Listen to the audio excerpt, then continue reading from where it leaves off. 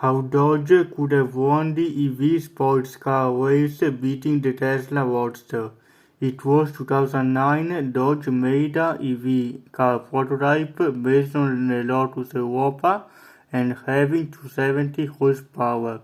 It used the same chassis as the Lotus Siege and Lotus Elise, like the Tesla Roadster, but some other components, like the Lotus Europa S, were shared with the Volkswagen S220 and Opel Speedster. It could have been a good rival against Tesla Roadster, but it has been just a prototype. Because Dodge only made EV cars for sale nowadays in 2024, such as the new Charger Daytona and the Challenger.